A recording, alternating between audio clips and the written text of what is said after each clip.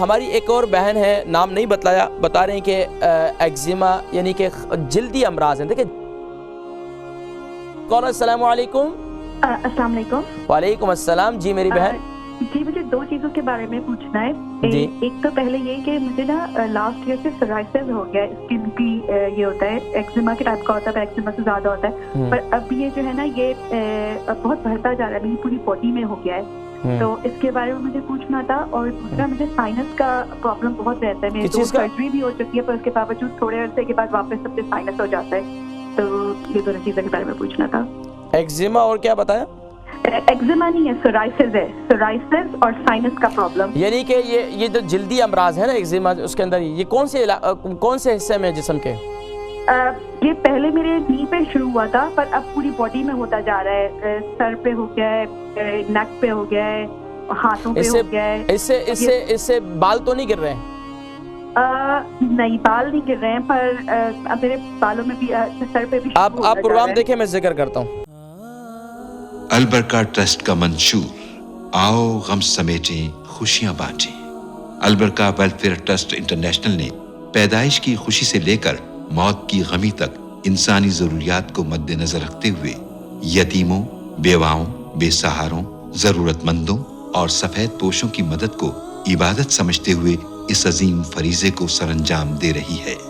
سندھ اور بلوچستان میں البرکہ ٹرسٹ آپ کی زکوٰۃ، عطیات اور صدقات کی بدولت انہیں تنہا نہیں چھوڑتا اور ان کی ضروریات کو پورا کرنے کی ہر ممکن کوشش کی جاتی ہے. ماہانہ ڈور ٹو ڈور فوڈ پیکس کی فراہمی کے ساتھ ساتھ رمضان المبارک میں ہزاروں مستحقین کے لیے اسپیشل فوڈ پیکس سحر و افطار کا اہتمام کیا جاتا ہے. آپ بھی اپنی زکوٰۃ البرکہ ٹرسٹ کو دیجیے. رابطہ کیجیے 0121 6677 399. ہماری ایک اور بہن ہے، نام نہیں بتلایا، بتا رہے ہیں کہ ایگزیما یعنی کہ جلدی امراض ہیں. دیکھیں جلدی امراض جو ہے اس کا تعلق جگر کی گرمی سے ہوتا ہے.